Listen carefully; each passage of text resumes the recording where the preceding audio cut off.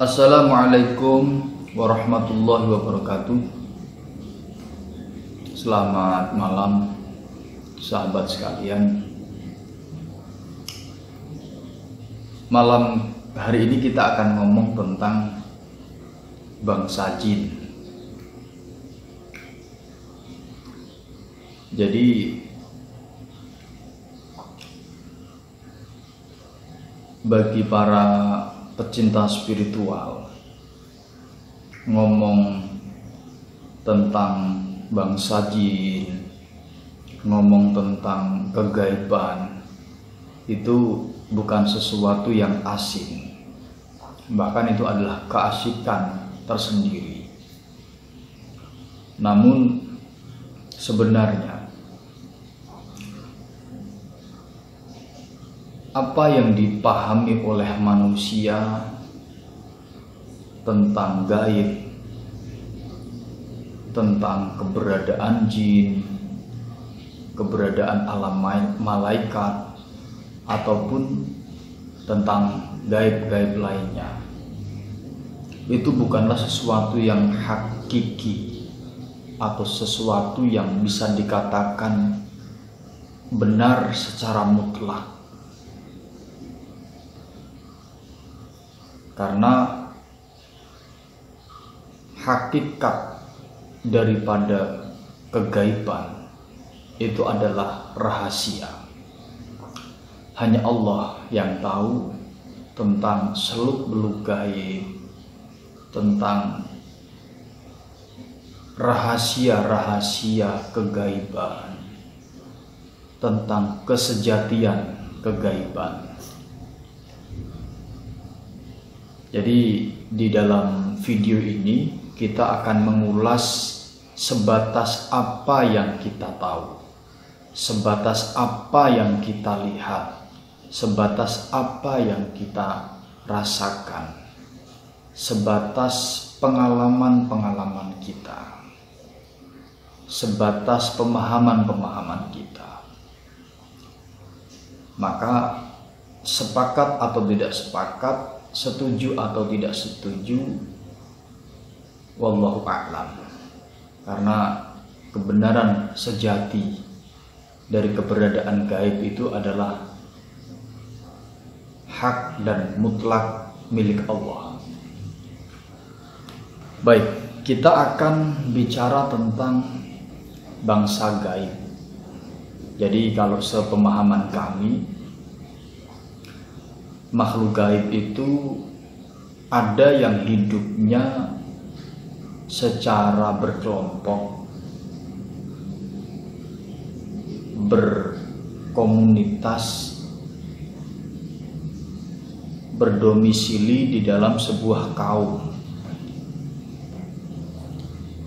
atau ada makhluk gaib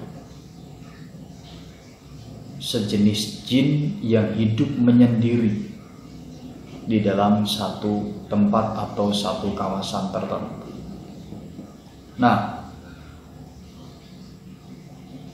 secara umum makhluk gaib itu sebenarnya berenergi positif secara umum.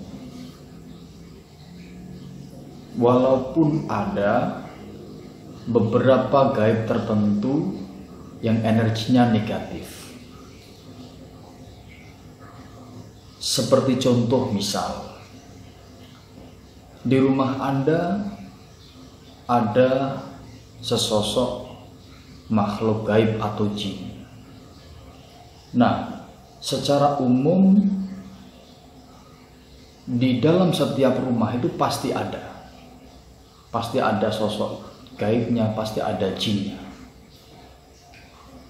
Namun jin yang ada di dalam rumah itu mereka tidak ada hubungan atau ikatan khusus kepada penghuni rumah.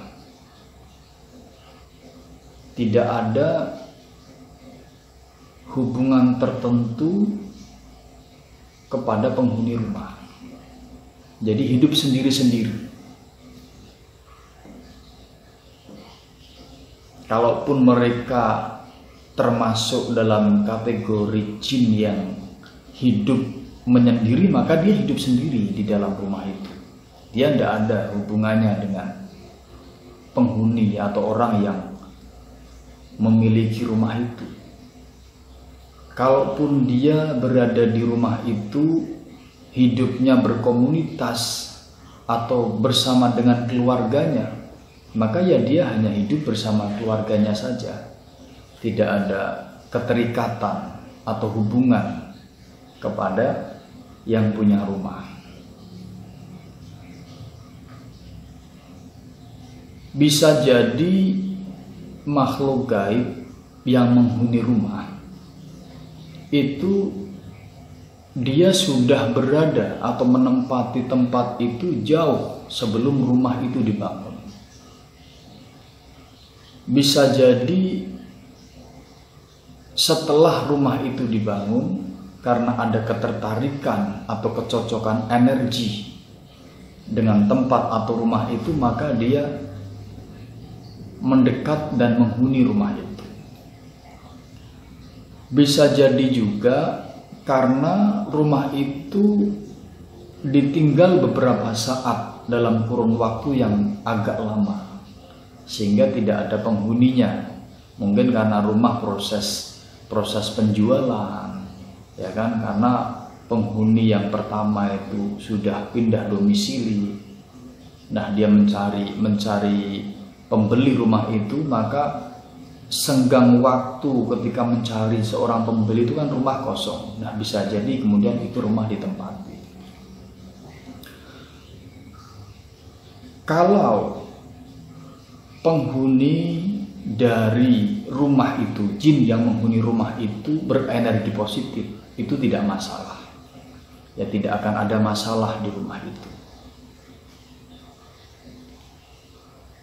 Kalaupun ada kejadian-kejadian yang sifatnya agak ganjil, ya wajar saja, karena namun secara energi tidak masalah. Nah, yang jadi problem adalah ketika jin yang menghuni rumah itu berhawa aura negatif atau berenergi negatif. Walaupun sebenarnya jin itu tidak bermaksud mengganggu, tapi kadar energinya tidak cocok dengan kadar energi manusia, sehingga secara tidak langsung manusia itu yang menghuni rumah itu terkontaminasi. Nah, ketika terkontaminasi maka akan berakibat atau berimbas negatif, berimbas buruk. Bisa jadi orang yang menghuni rumah itu tidak kerasan, tidak betah di rumah itu. Bisa jadi hawa di rumah itu panas, singgup, gerah. Bisa jadi mudah memunculkan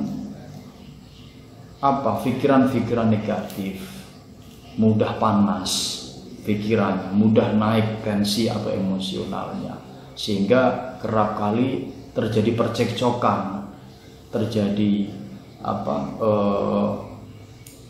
permasalahan di rumah itu. Suami istri tidak rukun, cekcok setiap hari, ada sedikit masalah kemudian tensinya naik, jadi emosi dan lain sebagainya. Padahal makhluk halus yang ada di situ tidak mengganggu, cuman karena kadar energinya negatif maka secara otomatis akan terkontaminasi. Itu ya. Namun ada juga makhluk halus atau jin yang menghuni rumah itu yang sebenarnya awalnya tidak ada hubungan apa-apa. Tidak ada hubungan apa-apa. Namun karena ada kecocokan, kesenangan atau kesukaan makhluk halus itu kepada orang yang menghuni rumah itu, maka dia menciptakan hubungan batin dengan penghuni rumah itu. Nah, hubungan batin itu bisa macam-macam. Bisa dengan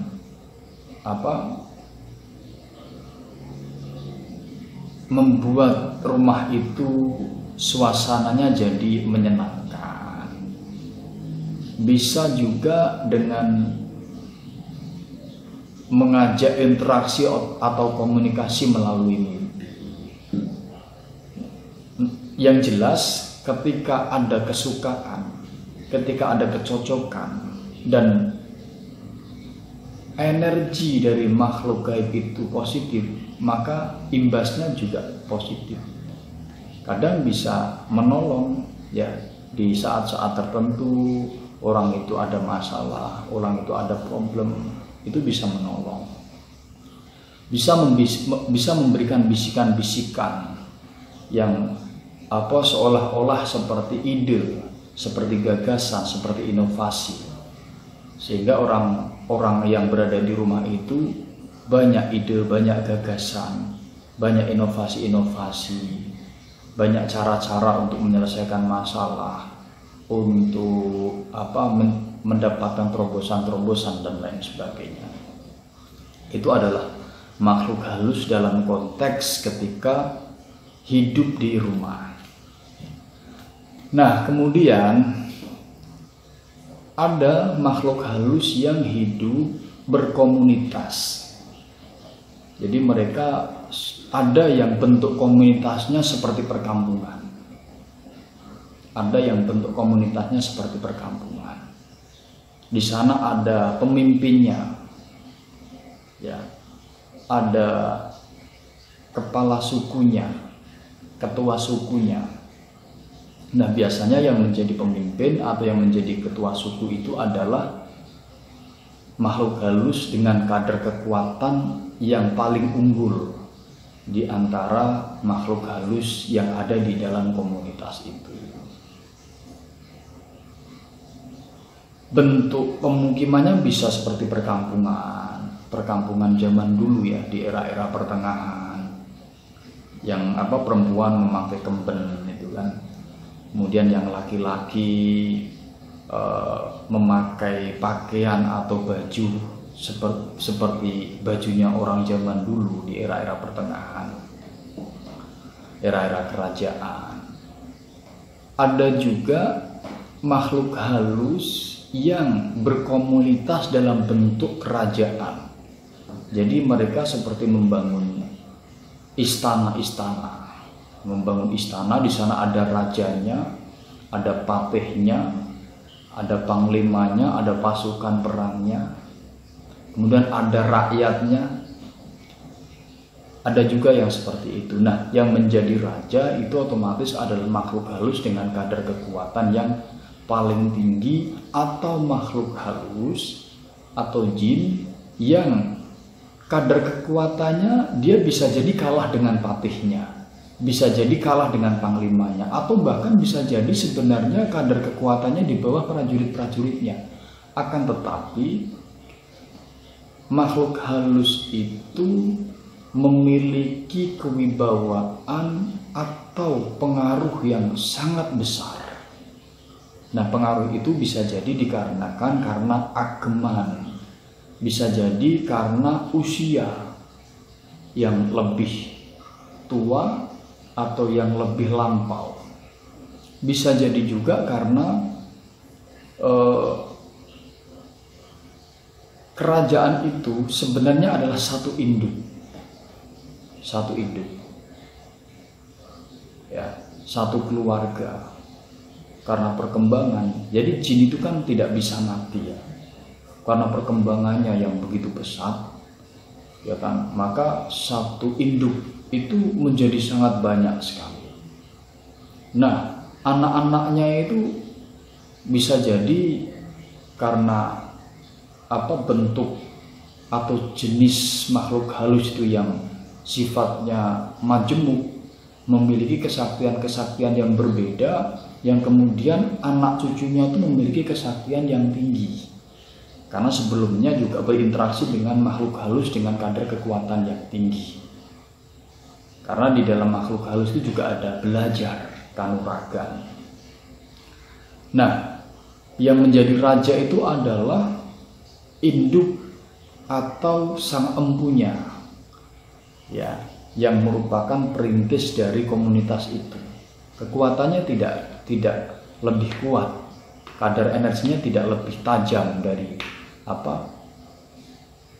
struktur di bawahnya, tapi dia karena mempunyai pengaruh atau sebagai sesepuh di situ sehingga dijadikan raja atau dijadikan pemimpin. Kemudian ada juga makhluk halus yang hidupnya menyendiri, seperti di hutan, misalnya hutan bebatuan, hutan rimba, hutan dengan pohon-pohon tinggi. Itu banyak makhluk halus yang hidupnya menyendiri. Jadi dia tidak punya komunitas, tidak punya kelompok. Biasanya makhluk halus yang seperti itu memang makhluk halus atau jin yang memiliki kadar kekuatan yang tinggi. Nah, ada juga makhluk halus atau jin yang ketika dia hidup sendiri, tapi kadar kekuatannya tidak begitu tinggi, bahkan kadar kekuatannya rendah. Nah, biasanya makhluk halus yang seperti itu dia mencari pengayom.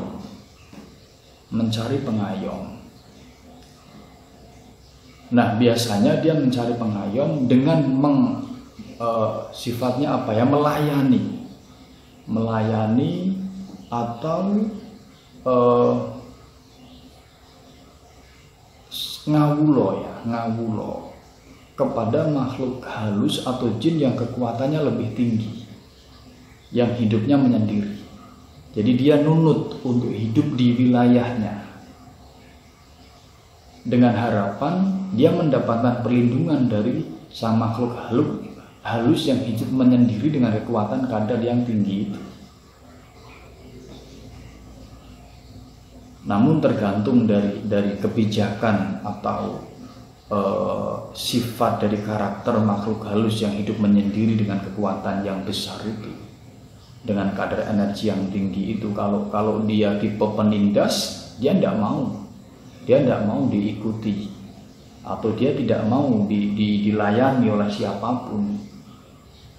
siapapun yang datang, baik kadar kekuatannya sama, lebih rendah atau lebih tinggi, serang. Kalau lebih rendah berarti dibantai, gitu aja. Gitu ya. Nah, di dalam kehidupan jin itu masih sangat mengandalkan kekuatan. Jadi modelnya masih seperti hukum rimba. Jadi siapa yang kuat dia yang berkuasa. Siapa yang kuat dia yang berkuasa.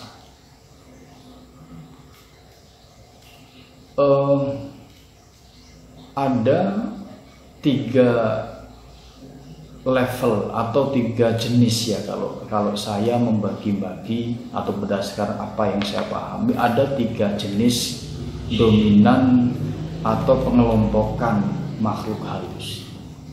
Yang pertama adalah jin tipe darat, yang kedua adalah jin tipe air, dan yang ketiga adalah jin tipe udara. Nah, jin tipe darat adalah jin atau makhluk halus yang hidup di daratan, seperti di hutan, kemudian di pesawahan, di lereng-lereng gunung atau di puncak-puncak gunung, di padang gersang, di batu-batu, di pesisir pantai. Itu adalah termasuk jin daratan. Kemudian ada jin tipe air atau jin yang hidup di perairan. Nah, jin jenis ini hidupnya ya jelas di sungai-sungai, kemudian di danau, di laut, di tengah samudra, dan seterusnya. Kemudian yang ketiga adalah jin tipe udara, yaitu adalah jin yang hidup 1 kilometer di atas permukaan laut. Itu adalah jin tipe udara. Nah, masing-masing dari jin tipe darat, air, dan udara itu kadar kekuatannya berbeda-beda. Ada yang sangat tinggi sekali, ada yang sedang, ada yang rendah.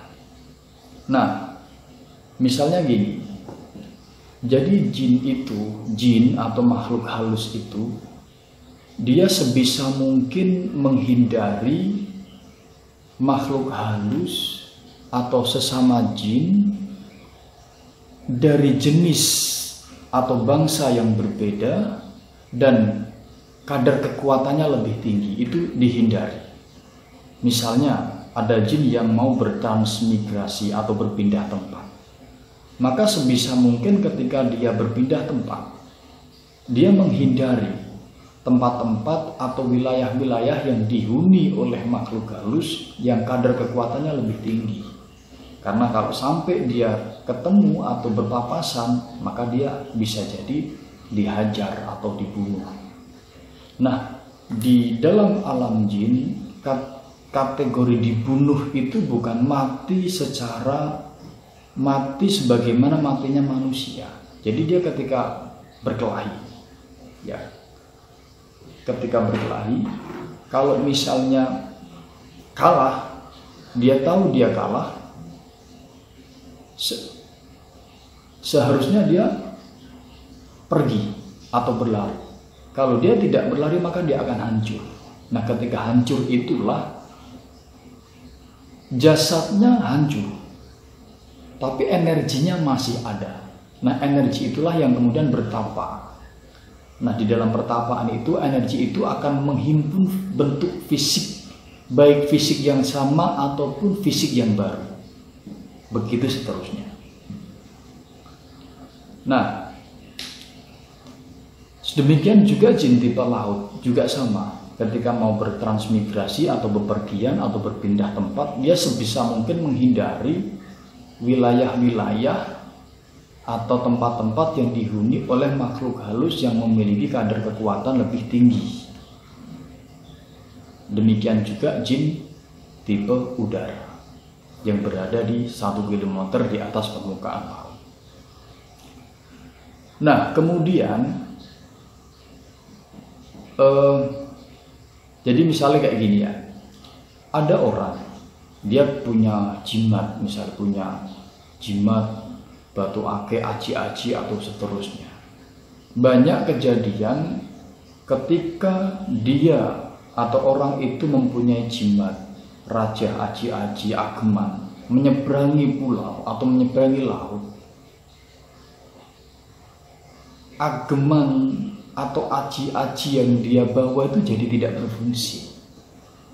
Karena apa? Karena dia melewati sebuah wilayah perairan yang mana jin tipe laut atau jin dari penghuni perairan yang dia lewati itu kadar kekuatannya lebih tinggi, sehingga tidak berani menyeberang. Maka kodam dari jimat raja atau aji-aji yang dibawa oleh orang itu memilih untuk meninggalkan bendanya, memilih untuk meninggalkan rajanya, ya kan, daripada harus melewati tempat atau perairan yang penghuni gaibnya kadar kekuatannya lebih tinggi, bisa hancur, bisa dibantai, ya. Atau kalaupun tidak meninggalkan, mungkin dia akan keluar dulu. Misalnya ake, ya, misalnya batu ake itu, dia akan keluar dulu dari batu cincin atau batu akiknya itu. Kemudian dia akan berputar, memilih tempat untuk menyeberangi lautan atau samudera, walaupun itu jaraknya lebih jauh, namun dia memilih tempat-tempat atau jalan-jalan yang bisa ia lalui yang penghuni-penghuni gaibnya kadar kekuatannya sama atau lebih rendah. Nah, kemudian nanti baru kembali di tepi seberangnya. Tuh. Jadi kejadian-kejadian itu seperti itu. Ada juga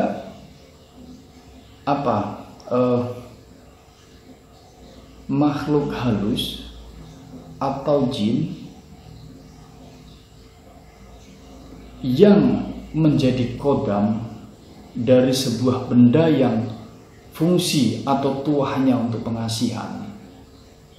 untuk kewibawaan, untuk pengelarisan, itu jenis kodamnya lebih bisa bersikap santun atau lebih bisa bersikap untuk pembawaan diri, tidak memancing emosi dari makhluk halus atau laut yang akan diseberangi.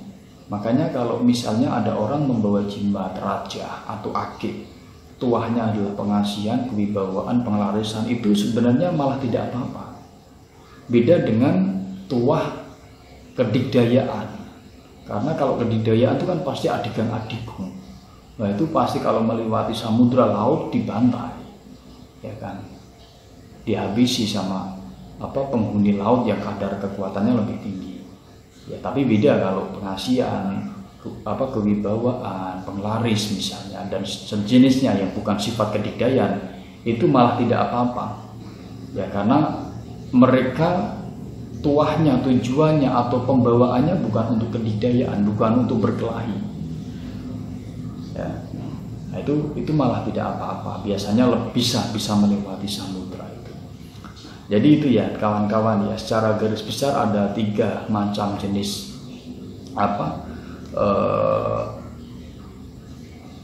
jin ya, jin tipe darat, tipe air dan tipe udara. Itu kawan-kawan sekalian. Nah, di hutan, di laut atau di udara itu banyak sekali jin-jin dengan kadar kekuatan yang sangat tinggi. Nah, biasanya jin dengan kadar kekuatan yang sangat tinggi itu akan lebih cenderung diam dan bertapa. Dia hanya terbangun pada saat-saat atau kondisi-kondisi tertentu saja. Jadi bisa jadi dia bertapa itu bukan cuma ratusan, bahkan ribuan tahun. Jadi dia hanya bertapa, ya kan? Dia hanya terbangun atau membuka mata di saat-saat tertentu saja yang dia anggap itu adalah momen atau peristiwa penting baginya. Itu baik di tipe darat. Kalau di tipe darat rata-rata di daerah pegunungan, ya dengan kadar kekuatan tinggi itu biasanya di daerah pegunungan.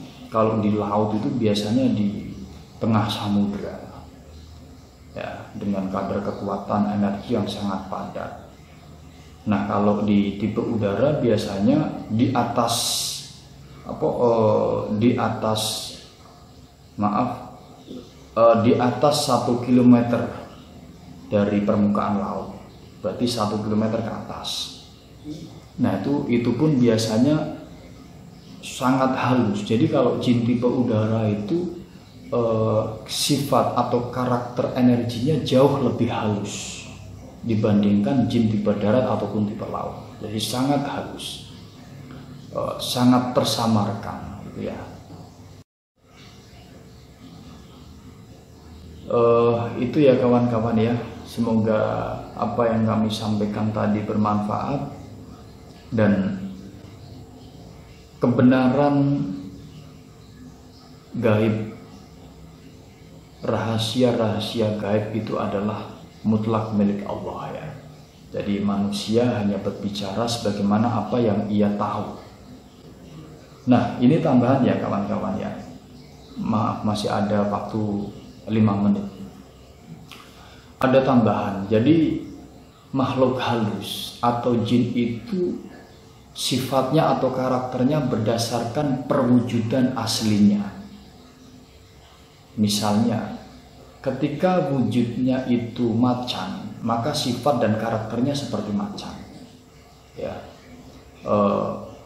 keras, tegas, setia kawan. Ketika perwujudannya itu ular, maka sifat dan karakternya seperti ular.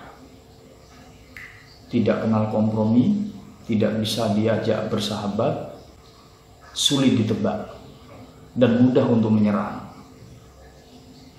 Ketika bentuknya itu naga misalnya, itu berarti berwibawa, kadar kekuatannya rata-rata tinggi, tidak banyak bicara atau tidak banyak pola, setia, tapi tajam, ya, keras.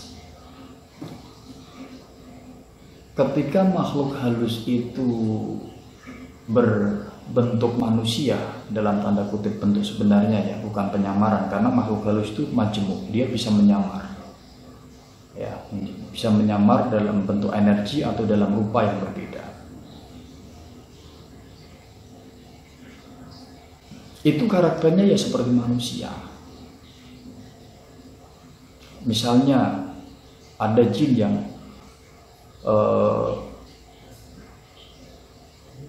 bentuk fisiknya atau cara berpakaiannya memakai jubah putih, memakai sorban, memakai imamah misalnya. Maka karakternya atau sifatnya adalah sebagaimana manusia. Dia bisa diajak komunikasi, bisa diajak tukar pikiran, bisa diajak ngobrol, lebih bijaksana, lebih bisa diajak interaksi normal, ya, dan lain sebagainya. Misalnya ada jin yang berpakaian serba hitam misalnya, dia bisa diajak ngobrol, dia bisa diajak tukar pikiran, berwibawa, namun memiliki satu karakter yang susah untuk ditekuk atau kaku. Kemudian misalnya perempuan, ya, makhluk-makhluk halus yang berjenis kelamin perempuan, itu juga sama, ya, sifat dan karakternya seperti perempuan, pemalu, ya, pemalu, kemudian menghindari, tidak suka dengan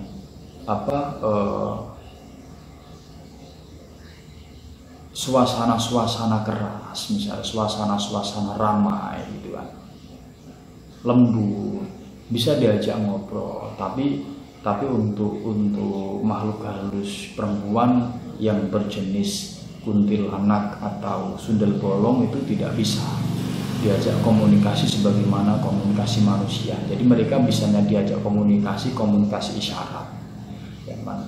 Namun walaupun itu kadar kekuatannya paling rendah ya kalau di dalam tataran makhluk halus itu. Nah, itu sama seperti manusia, mereka suka dengan tumbuh-tumbuhan, suka dengan bunga, ya, misalnya. Makanya kalau makhluk halus sejenis kuntilanak atau sundel bolong itu suka berada di kebun pisang atau di kebun yang ada bunga melatinya, yang ada bunga mawarnya, suka dengan suasana yang teduh, yang ada pohon rimbunya, ya kan? Sebagaimana manusia perempuan suka kembang, suka bunga, suka dengan tempat-tempat yang indah, nuansa-nuansa yang teduh dan seterusnya, sebagaimana manusia. Itu ya. Sebenarnya banyak ya yang mau saya sampaikan terkait dengan sifat karakter atau kadar-kadar kekuatan bangsa jin ini. Cuman karena waktunya ini terbatas, tinggal 30 detik. Baik, saya akhiri ya sahabat sekalian. Semoga apa yang kami sampaikan ini bermanfaat. Ya, kita sekedar sharing saja ya. Apa yang kita tahu, apa yang kita pahami. Ya, silahkan Anda cerna, silahkan Anda bolak-balik. Yang jelas garis besarnya adalah kebenaran gaib, kebenaran yang hak dan hakiki itu adalah mutlak milik Allah. Jadi manusia hanya diberi secuil, sedikit sekali pengetahuan tentang kegaiban, dan itu pun sifatnya belum mutlak. Itu ya, mutlak kebenaran adalah milik Allah. Cukup ya sahabat sekalian, waktu semakin tipis. Semoga bermanfaat. Selamat malam, selamat istirahat. Wassalamualaikum warahmatullahi wabarakatuh.